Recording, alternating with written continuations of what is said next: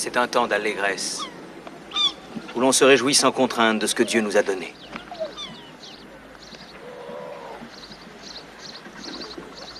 Mais un jour, Dieu pourra vous demander des comptes pour tous les dons qu'il vous a faits.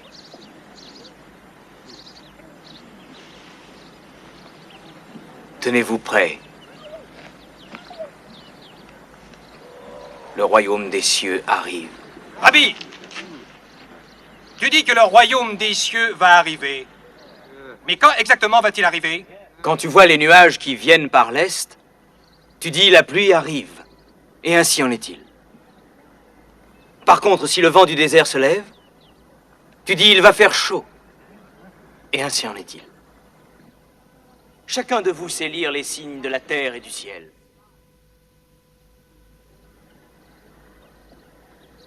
Comment se fait-il que vous ne sachiez pas lire les signes des temps, mes frères? Le royaume des cieux est ici. Maintenant. Tu n'es pas le bienvenu ici, me semble-t-il. Je ne sais pas comment tu te nommes, mais je connais ta profession. Lévi, ou Mathieu, les habitants m'appellent des deux façons. Et de bien d'autres encore. J'aurais été heureux de te parler, mais dans un endroit où nous aurions été les bienvenus. Est-ce que ta maison est loin? Pourquoi demandes-tu ça? Je voudrais aller souper chez toi ce soir.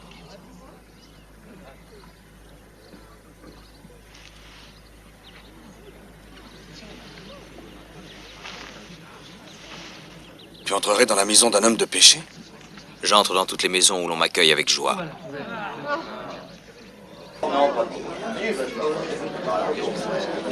Moi j'ai faim, mangeons. Non, non. Attendez, j'ai une histoire à raconter. Asseyez-vous, asseyez-vous. Chut, chut, asseyez-vous et taisez-vous. Oui, asseyez-vous. Il y avait un homme qui avait 2 fils. Un beau jour, le cadet de ses fils dit à son père: « Donne-moi la part de tes biens à laquelle j'ai droit. » Le père partagea ses richesses et tous ses biens entre ses 2 fils. Et sans plus attendre, ce fils cadet partit pour un pays éloigné.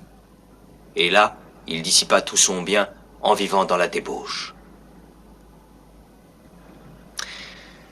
Or, peu de temps après cela, une grande famine s'abattit sur le pays. Le jeune homme se trouva dans le besoin. Il vint supplier un fermier de l'engager pour soigner ses pourceaux. Mais il avait tellement faim que même les cosses de caroube qu'il donnait au porc lui paraissaient un délice. Les gorées s'en régalaient, et personne ne lui permettait d'en manger.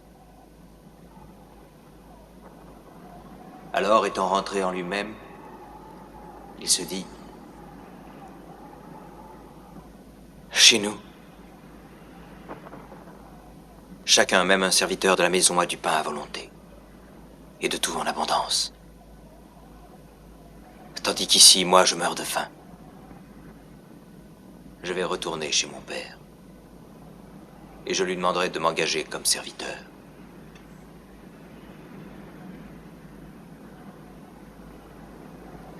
Et aussitôt, il se mit en route.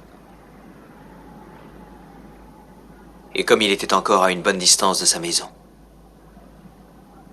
de loin son père le vit qui venait vers lui. Et il fut profondément ému de compassion. Il courut vers son fils, il le serra contre lui et l'embrassa. Le jeune homme dit: « Mon père, j'ai péché contre le ciel et contre toi. Je ne suis plus digne d'être appelé ton fils. » Mais son père fit venir ses serviteurs, et il leur dit: « Apportez vite la plus belle robe, et l'en revêtez. Mettez-lui un anneau au doigt et des souliers aux pieds.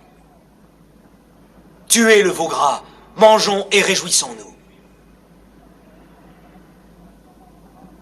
Mon fils que voici était mort, et il est revenu à la vie.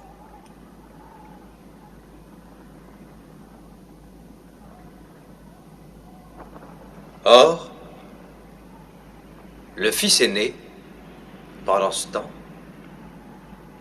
travaillait dans les champs. Lorsqu'il revint et approcha de la maison, il entendit le son de la musique et des danses. Il appela un des serviteurs et lui demanda ce que c'était. Le serviteur le lui dit. Et à cette nouvelle, le fils aîné fut saisi d'une violente colère. Et il refusa d'entrer dans la maison. Le père sortit et tenta de lui parler, mais il ne voulut rien entendre. « Quoi? J'ai travaillé pour toi, tout ce temps, toutes ces années, sans avoir transgressé une seule fois tes ordres. Et en tout ce temps, jamais tu ne m'as même offert un chevreau afin que je puisse me réjouir un peu avec mes amis. Et quand mon frère cadet arrive, celui qui a mangé ton bien avec des prostituées, pour lui, tu fais tuer le veau gras. Mon fils, dit le père, mon fils, essaie de comprendre. Toi, tu es toujours avec moi. Et tout ce que j'ai est à toi. Mais il fallait festoyer et se réjouir. Car ton frère était mort. Et il est revenu à la vie.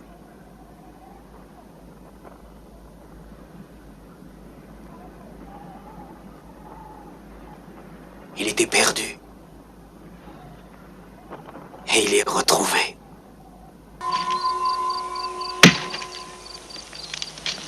Ne croyez pas que je sois venu apporter la paix sur la terre. Je ne suis pas venu apporter la paix.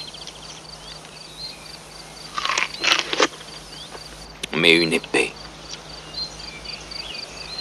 Plusieurs des premiers seront les derniers.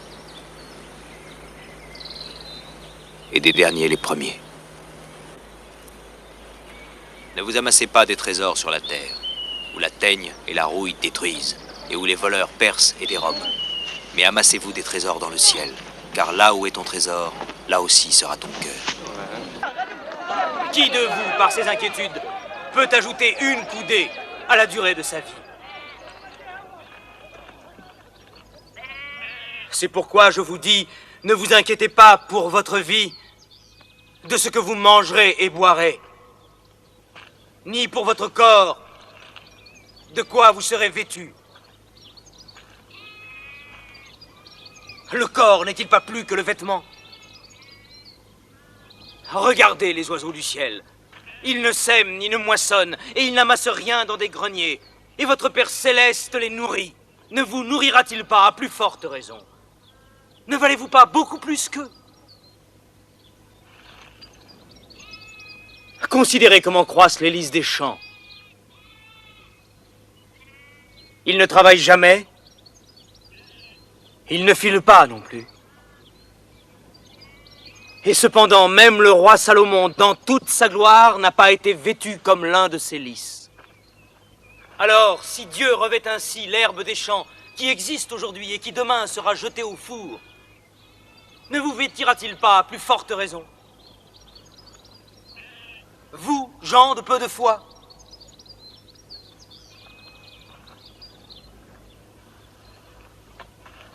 Par conséquent, ne dites pas « Que mangerons-nous? Que boirons-nous? De quoi serons-nous vêtus? » Car toutes ces choses, ce sont les païens qui les recherchent. Cherchez premièrement le royaume et la justice de Dieu, et toutes ces choses-là vous seront données par-dessus. Ne vous inquiétez donc pas du lendemain.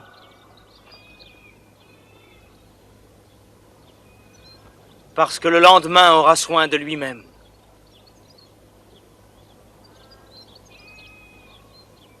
À chaque jour suffit sa peine, je vous le dis en vérité. Vous voyez, il est plus facile pour un chameau de passer par le trou d'une aiguille qu'à un homme riche d'entrer dans le royaume de Dieu.